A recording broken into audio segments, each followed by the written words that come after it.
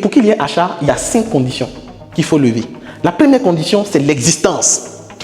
L'existence. Les gens doivent savoir que tu existes. Tu dois être visible, tu dois faire du bruit, tu dois créer du contenu.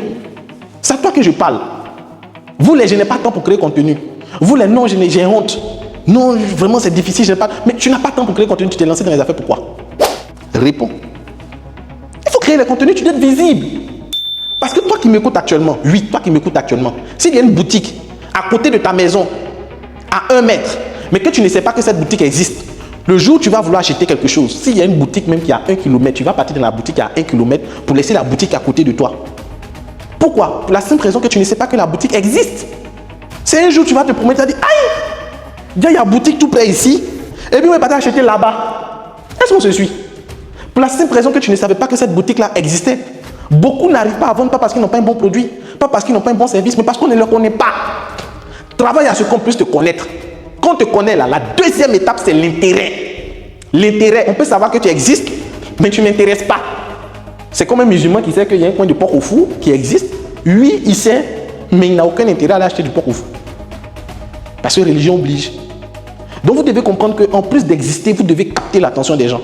Il y a des gens qui créent des pages Facebook, des pages TikTok, et puis ils font des comédies, ils font la bêtise, ils se jouent aux comédiens sur les pages. Oui, les gens savent que tu existes, mais ils ne manifestent aucun intérêt.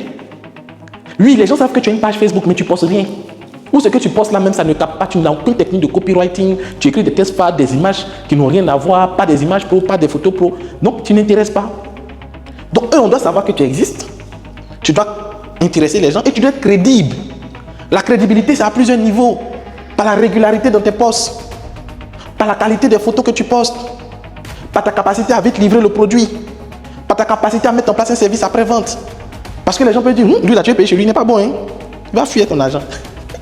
Donc ils vont jouer sur ta crédibilité, ils vont dire tu n'inspires pas la confiance, oui tu m'intéresses, mais vraiment, façon vous faites là, non, moi je ne peux pas payer chez vous. C'est ça. La crédibilité c'est le fait que tu es propre, le fait que ton personnel est accueillant, parce qu'on peut savoir que tu existes.